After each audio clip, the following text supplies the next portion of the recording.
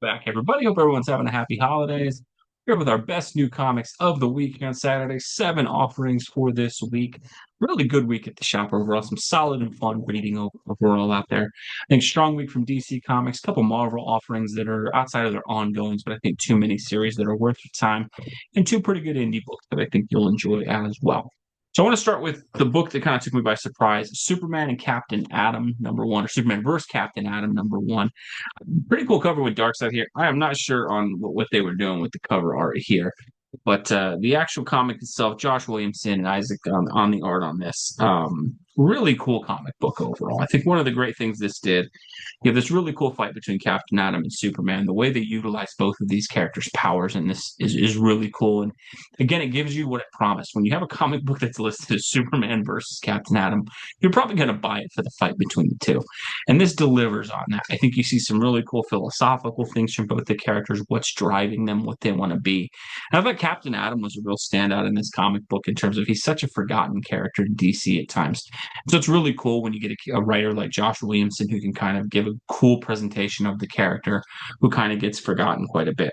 There's some great fight scenes in the book, and I think one of the strong things of this, Josh Williamson has such a good voice for Superman, which isn't surprising because he's been doing that series for so long. But there's so many great character moments for Clark Kent in this book. But overall, really fun, really, just a comic that delivers on what you want. It gives you the fight scenes, it gives you character moments. And I think the other cool thing with this is whenever you do a versus comic book, the worry is, that you're going to have one character look bad so that the other can clearly win. And they don't do that here. While there is a definitive winner at the end of the comic book, they present both characters well and they show the strengths and weaknesses of both characters.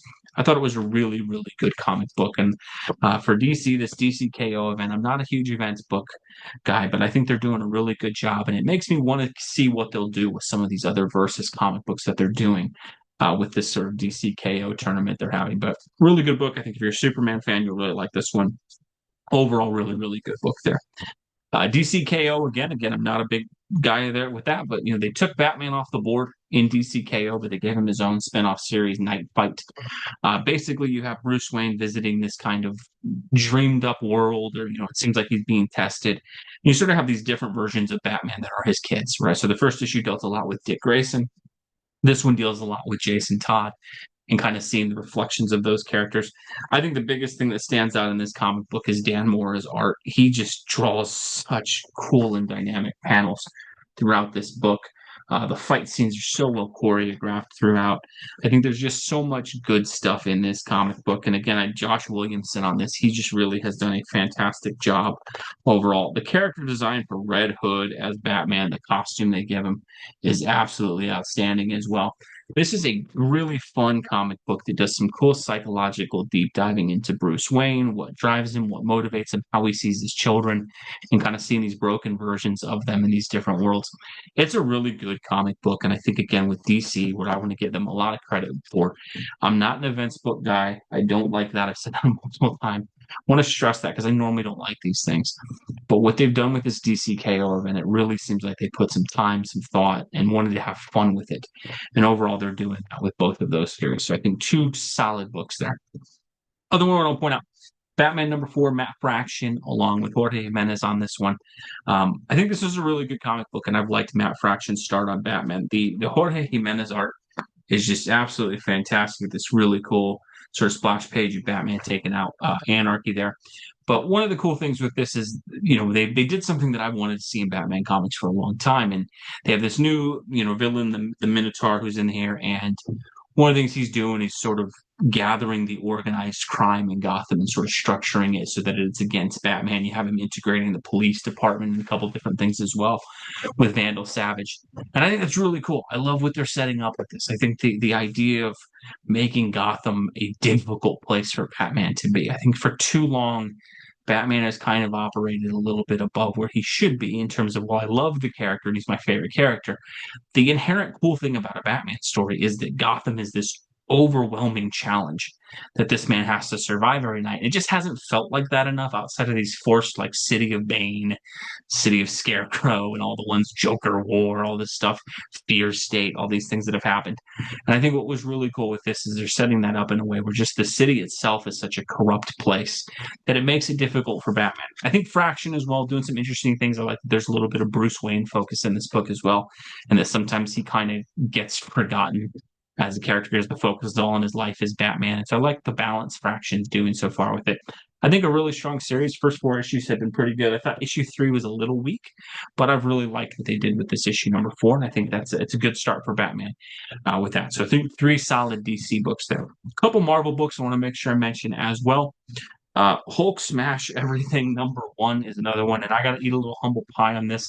Last week there was Infernal Hulk number one, which I thought was kind of an overly violent book that I felt like was kind of pushing the Hulk character and the medium a bit too much away from where it could be a comic book series that you could kind of share with younger fans. And I think, again, I think comics should always remember that you should always have something where, yes, your adults can enjoy it, but you need to have those younger readers as well because they're the future. And I think this is the kind of comic book, if they're going to put this out as a counterbalance to it, I think it's good. This is just a classic Hulk story.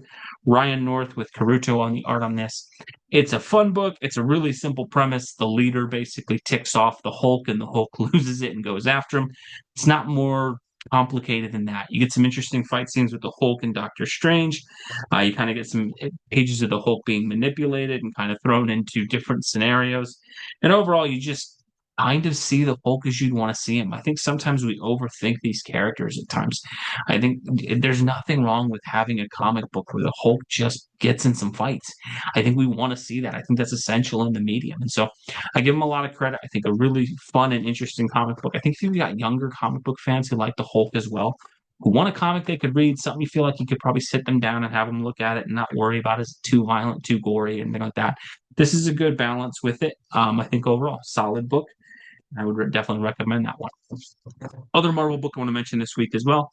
Spider-Man Noir number three, Eric Larson with this one. Overall, I've really enjoyed this series. I know it's a mini series. I think we've only got two issues left, but what I will say, I think Eric Larson's done a good job, and I think it's Cresta on the art on this one. The 1930 setting is the big appeal of Spider-Man Noir. And so having this sort of clash of Spider-Man versus Nazis and things like that. That's fun. There's an Indiana Jones vibe to it, especially for that 30s time period, which I think they utilized really well on this. But what I will give Eric Larson a lot of credit, as much as there's some really cool action and some really good plot building with, this private investigator version of Peter Parker, one of the things that's really good is that there is a lot of stuff about his personal life and his relationship with this world, Mary Jane and Aunt May, and his building relationship with Gwen Stacy. And I love the balance of that. I think, Eric Larson has a good ability to plug into both the action side where you never feel like it's slow, but then he's really smart and selective at finding those moments in the book where you see the character shine through as well. This has been one of the better written Spider-Man ones in a while. I really enjoy this one. I think if you give it a chance, you'll check it out. You'll like it quite a bit. Sadly, only a couple more issues on that, but I think that's been really good. Last two books I want to make sure I spotlight. A couple indie books that are really good. The Phantom number three from Mad Cave Comics. You got Ray Fawkes and Olsen on the art on this one. Again, not reinventing the wheel with this. The Phantom is the prototype for most every superhero character that we have. It's debatable whether it's him or Zorro, really, as the first superhero. And what's really cool with this is you see them kind of going to the past to revisit this character, but presenting a really classic superhero story. Largely, this Phantom plot has been the Singh Brotherhood has come into, this area that the Phantom protects. And one of the cool things about it is you're just seeing him as a superhero think through these scenarios. It's the internal dialogue that Fawkes is putting in there, and watching this, hero analyze and dissect how to take things down and strategically look at things. It's really cool. It reminds me of some older Batman comic books in that way. And I think it's really cool to see them revisit that with this character. The art from Olsen is really good and kind of has like a classic look to it of a comic book. I think one of the things is sometimes they go for these really different artistic interpretations. And I think Olsen just kind of delivers timeless sort of art in here. Is this the greatest comic book art you'll see? No, but it perfectly fits for this comic book. It's bright, it's colorful, it's dynamic. And again, when you got a character who looks like that, you gotta kind of shine it up. You can't make the purple suit look too, intimidating in a lot of ways. But I think the way they write the character, the intelligence of the Phantom, the way that he's analyzing things, it makes it a really fun book. And there's some cool things about his relationships in this too, where he's analyzing his life and what he wants to do. And I think again, whenever you can find that balance, that's what we're looking for. The sweet spot with these characters is we don't need whole dialogue issues and we don't need whole issues of just mindless, stupid action. Those aren't the worst things, but I think when you can find that balance, and I think Ray Fox has done that, really solid book. I would certainly recommend that. Last one, and maybe the best book that came out this week, Rook Exodus, number 9. Jeff Johns on this with Jason Fabok. Rook is just one of the best comic book that gets out there. And, we're only going to get a couple of issues at a time. Last year, there were 6 issues. Seems like there's going to be probably 6 more and then another break.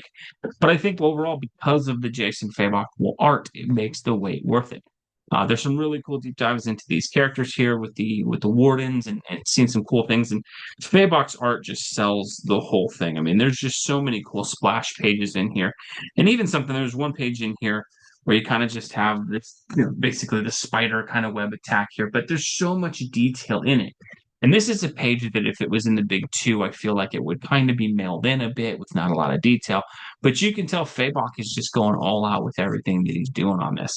This is just a really fun sci-fi book with a lot of interesting concepts, and they're building some cool character moments in here. And I'm interested to see some of these new characters that they're exploring in this.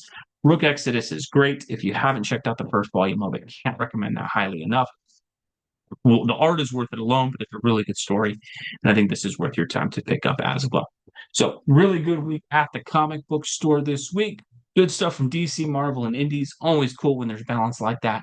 But let me know your thoughts down below. What were the best books that you picked up this week? If there's something I missed or something that you think or disagree with me on, please let me know down below. As always, folks, thank you for watching. God bless you. I hope you have a great day.